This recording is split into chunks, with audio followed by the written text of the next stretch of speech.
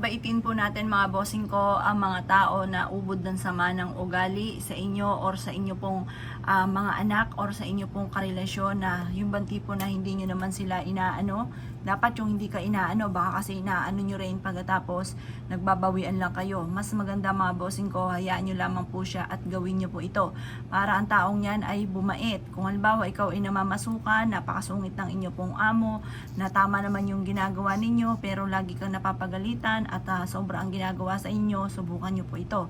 Kailangan mo ng buo na dahon ng laurel mga bossing.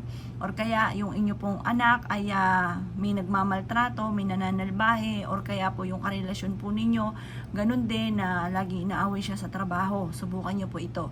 Kung alam nyo ang tunay na pangalan, isulat nyo po dyan sa dahon ng laurel. Pero kung hindi nyo alam, ibulong nyo lamang kung sino man ang mga taong ito na nananalbahe sa anak ninyo, or kung sino man yung tao na ito na may masamang intensyon sa inyong karelasyon na lagi na lang inaaway, ay layuan na ng taong ito at manahimik na po siya at wag nang mangialam pa na may buhay at wag nang manalbahi pa.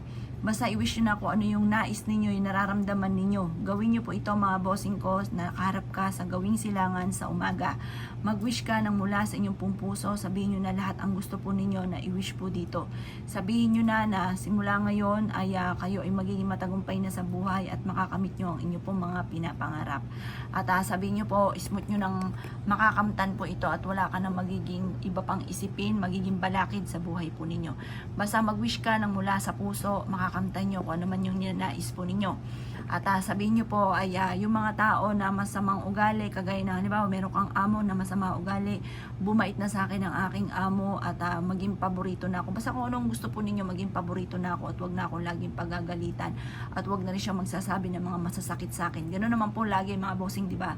Or kaya po yung halimbawa yung anak ninyo hindi naman naniniwala sa ganito, pwede kayong gumawa kahit kayo na lamang. Ano yung karelasyon ninyo hindi naniniwala, basta sabihin nyo, kayo na ang bahala, kayo na ang gagawa. Basta ito ay gagawin nyo lamang sa may silangan ng mga bandang alas 7, i-wish ang lahat ng hangarin po ninyo. Kasi alam nyo po ba, ang dahon ng laurel, pangkalahatan po yan. Ultimo sa mga wishes tungkol sa pera, pagpapatupad sa mga pangarap, pang-alis ng mga kamalasan, lahat po na maaari nyong i-wish nyo na po mga bossing ko sa dahon ng laurel. Proven po yan na maswerte. Ngayon pa mga bossing, pagkatapos nyo pong mag-wish, ito pa mga bossing ko ay susunugin po natin.